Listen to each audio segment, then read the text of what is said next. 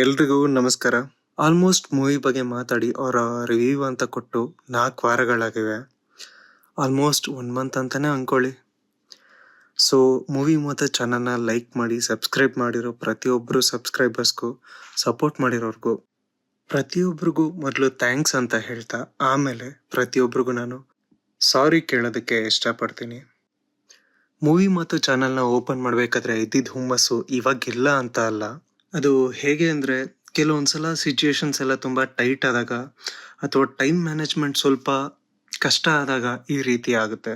Usually ಕೆಲವೊಂದು ಸಿನಿಮಾಗಳನ್ನ ನಾನು ರಿವ್ಯೂ ಕೊಡಲೇಬೇಕು ಅಂತ ಹೋಗಿ ನೋಡಿದ್ದು ಉಂಟು. ನೋಡಿ ಅದನ್ನ ನಾನು ಈ ಸಿನಿಮಾ ನೋಡ್ಕೊಂಡು ಬಂದು ರಿವ್ಯೂ ಕೂಡ ಬರೆದು ಅದನ್ನ ಆಡಿಯೋ ಕೂಡ ರೆಕಾರ್ಡ್ ಮಾಡಿ ಮತ್ತೆ ಅದನ್ನ ಎಡಿಟ್ ಮಾಡೋಕೆ ಅಂತ ಹೋದಾಗ ಸ್ವಲ್ಪ ಟೈಮ್ ಎಲ್ಲೋ ಅಡ್ಜಸ್ಟ್ ಆಗಲಿಲ್ಲ. ಬಟ್ ಒಂದು ಪ್ರಾಮಿಸ್ ಮಾಡೋದಕ್ಕೆ ಇಷ್ಟಪಡ್ತೀನಿ, ರಿವ್ಯೂಸ್ ನೀವು ಕೇಳೋದು ಲೇಟ್ ಆಗಿದ್ರು ಕೂಡ ಜೆನ್ಯೂನ್ ಆಗಿರುತ್ತೆ.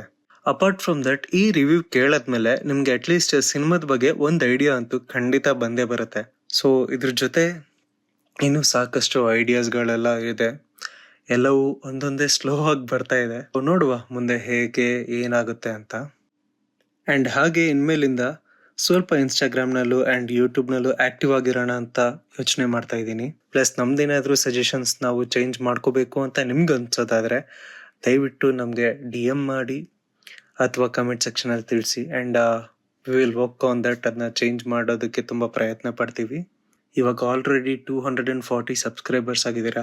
ಪ್ರತಿಯೊಬ್ಬರಿಗೂ ಬೈ ಹಾರ್ಟ್ ತುಂಬ ಥ್ಯಾಂಕ್ಸ್ ಆ್ಯಂಡ್ ಸಾರಿ ಅಂತ ಹೇಳ್ತಾ, ಮತ್ತೊಮ್ಮೆ ಈ ರೀತಿ ಇಷ್ಟು ಲಾಂಗ್ ಗ್ಯಾಪ್ ಕೊಡದೆ ಕನ್ಸಿಸ್ಟೆಂಟ್ ಆಗಿ ವಿಡಿಯೋನ ಅಪ್ಲೋಡ್ ಮಾಡುವಂಥ ಪ್ರಯತ್ನವನ್ನು ಮಾಡ್ತೀವಿ.